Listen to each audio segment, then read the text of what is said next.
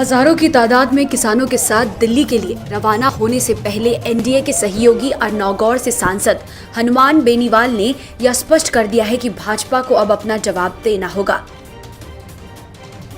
किसानों से संबंधित इस मुद्दे को अब 1 महीने से अधिक लंबा वक्त होने को जा रहा है। साथ ही बेनीवाल ने यह भी बताया कि लगभग 2 लाख किसान मेरे साथ दिल्ली के लिए मार्च कर रहे हैं और इस दौरान हम एनडीए के साथ हमारे गठबंधन के बारे में भी निर्णय लेंगे। यदि कृषि कानून वापस नहीं लिए जाते हैं तो हम एनडीए के साथ अलग होने की घोषणा करेंगे। आरएलपी की ओर से शुक्रवार को जारी एक बयान में कहा गया है कि राजस्थान के विभिन्न जिलों से लोग और किसान कोचपुतली में एकत्र होंगे और सांसद हनुमान बेनीवाल के नेतृत्व में शाहजहांपुर सीमा की ओर कूच करेंगे। बता दें कि बेनीवाल की राष्ट्रीय लोकतांत्रिक पार्टी केंद्र में बीजेपी की सहयोगी है।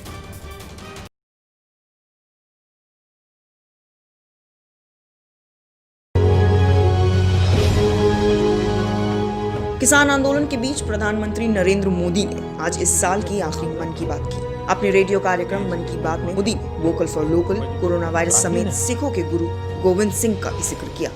पीएम ने कहा, हमारे देश में आताइयों से, अत्याचारियों से देश की हजारों साल पुरानी संस्कृति, सभ्यता, हमारे रीति रिवाज को बचाने के लिए कितने बड़े बलिदान दिए गए हैं। आज उन्हें याद करने का भी दिन है। देश की हजारों साल पुरानी संस्कृति, सभ्यता, हमारे रीति रिवाज को बचाने के लिए कितने बड़े बलिदान दिए गए हैं। आज उन्हें याद करने का भी दिन है। इतना ही नहीं, पीएम मोदी ने आगे कहा, अत्याचारी चाहते थे कि साहिबजादे अपनी आस्था छोड़ दें, महान गुरु परंपरा की सीख छोड़ दें, लेकिन हमारे साहिबजादों ने इतनी कम उम्र में भी गजब का साहस दिखाया, इच्छा शक्ति दिखाई। आज के ही दिन गुरु गोविंद सिंह जी के पुत्रों साहिबजादे जोरावर सिंह और फतेह सिंह को दीवार में जिंदा चुनवा दिया गया था। अत्याचारी चाहते थे कि साहिबजादे अपनी आस्था छोड़ दे, महान गुरु परंपरा की सीख छोड़ दे, लेकिन हमारे साहिबजादों ने इतनी कम उम्र में भी गजब का साहस दिखाया, इच्छा शक्ति दिखाई। दीवार में चुने जाते समय पत्थर लगते रहे, दीवार ऊंची होती रही, मौत सामने मंडरा रही थी, लेकिन फिर भी वो टस से मस नहीं हुई। हर महीने के अंतिम में रविवार के दिन पीएम मोदी देश की जनता को संबोधित करते हैं और इस साल का आखिरी संबोधन पीएम मोदी ने मन की बात के जरिए किया।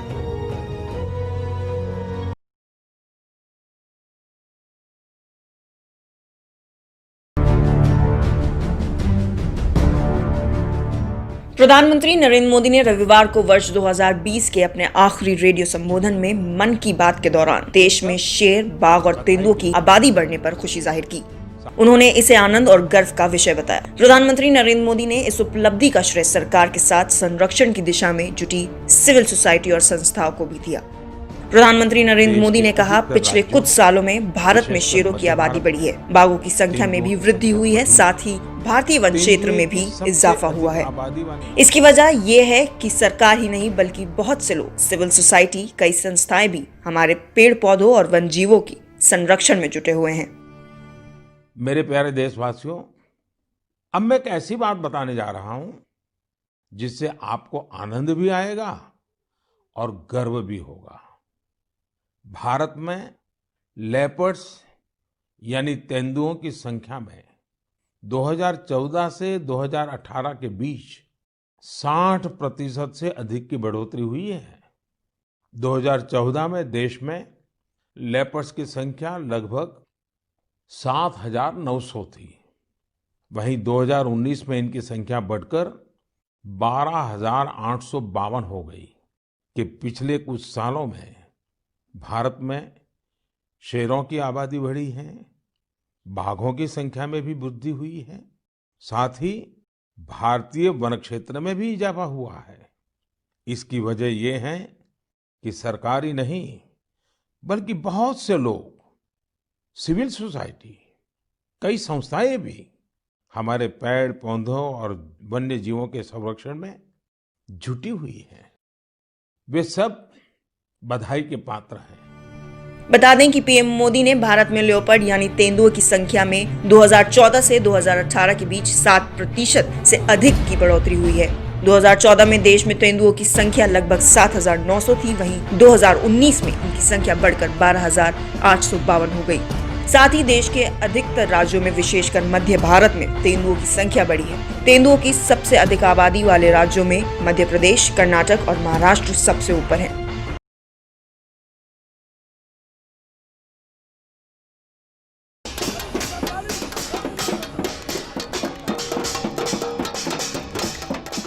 प्रधानमंत्री नरेंद्र मोदी ने साल 2020 की आखिरी मन की बात की। एक ओर जहां पीएम मोदी ने मन की बात की, वहीं दूसरी ओर दिल्ली की सीमाओं पर कृषि कानून को लेकर प्रदर्शन कर रहे किसानों ने मन की बात का विरोध थाली बजाकर किया। गाजीपुर बॉर्डर पर किसानों ने हाथों में ड्रम और थालियां लेकर बजाना शुरू कर दिया है। किसानों का कहना है कि मोदी जी के मन की बात का हम विरोध करते हैं। सरकार जब तक कानून वापस नहीं लेती, हम इसी तरह प्रधानमंत्री का विरोध करते रहेंगे। भारतीय किसान यूनियन के राष्ट्रीय प्रवक्ता राकेश टिकैत ने आईएनएस से कहा है, जैसे प्रधानमंत्री नरेंद्र मोदी ने कहा था कि कोरोना थाली बजाने से भागेगा, उसी तरह किसान भी थाली बजा रहे हैं ताकि कृषि कानून को भगाया जाए। उन्होंने आगे कहा कि ये बस सरकार के लिए सुधार संकेत है कि जल्द सरकार सुधर जाए। 29 दिसंबर को हम सरकार के साथ मुलाकात करेंगे।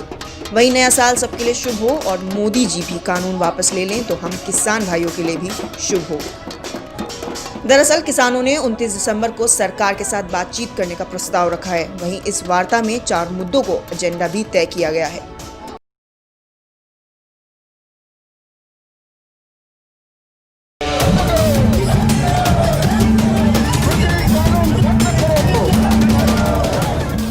किसान और सरकार के बीच घमासान जारी है। किसान कड़ाके की सर्दी में भी सड़कों पर डटे हुए हैं। आज आंदोलन का 32वां दिन है। वहीं इस घमासान के बीच किसानों की ओर से एक अच्छी खबर भी आई है। किसानों ने सरकार की ओर से आया बातचीत का प्रस्ताव स्वीकार कर लिया है, लेकिन साथ ही वो शर्तें भी रख दी हैं जिन्हें लेकर ये पूरा घमासान चल रहा है। अब गेंद सरकार के पाले में है। किसानों ने प्रस्ताव के साथ आंदोलन तेज करने की चेतावनी भी दे दी है। इस बीच सिंघू बॉर्डर पर स्टेज को बड़ा कर दिया गया है। किसानों के मुद्दे पर पहले भी बीजेपी का साथ छोड़ चुकी अकाली दल ने आरएलपी के कदम की तारीफ की है। आरएलपी नेता हनुमान बेनीवाल द्वारा एनडीए से अलग होने के फैसले पर हरसिमरत कौर ने बधाई दी है। हरसिमरत ने ट्वीट में लिखा, अकाली दल के नक्शे कदम पर आगे बढ़ते हुए किसानों के हक में एनडीए छोड़ने के लिए मैं हनुमान बेनीवाल जो को बधाई देती हूँ। आरएलपी ने कड़ा संदेश दिया है कि जो पार्टी किसानों के साथ है और अन्नदाता का सम्मान करती है, वो सब कुछ कुर्बान करने के लिए तैयार है।